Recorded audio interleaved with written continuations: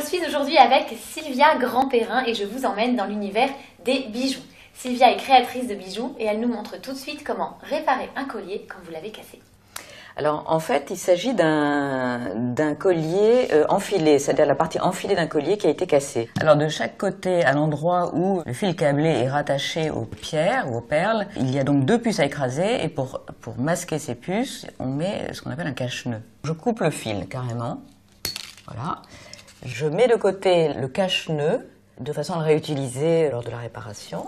Et là, je démonte toute la partie enfilée et à réenfiler.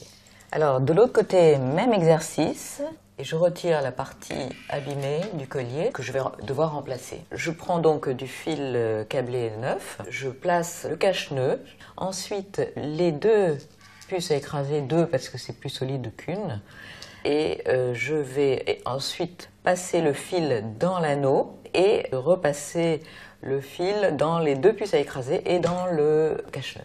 Et là, vous utilisez un outil spécial pour écraser les puces. Il faut que ce soit très près de l'anneau. Il faut donc appuyer fermement. C'est ça qui maintient, si vous voulez, le fil à la perle.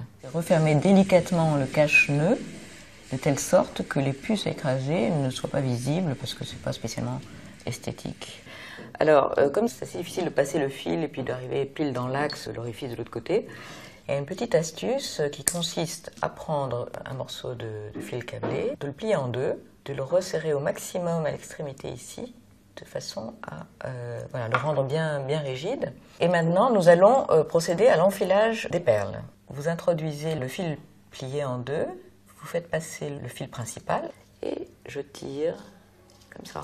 On a fini l'enfilage et il faut procéder à la dernière étape qui est de relier le fil câblé au reste du collier. Donc on va faire l'opération inverse, à savoir mise en place du cache-nœud et on enfile juste après les deux puces à écraser. On passe le fil dans l'anneau.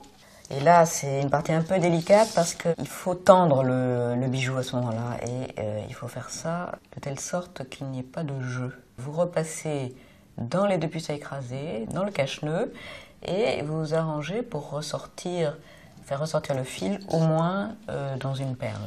On va reprendre la pince à écraser et, même opération, écraser les deux pinces pour qu'elles bloquent bien le fil. Et dernière opération, on referme le cache-nœud et ni vu ni connu, on ne voit plus les puces à écraser. Et là, le fil qui est passé ici, qui m'a servi à tirer l'ensemble, on le coupe et voilà le collier qui est réparé.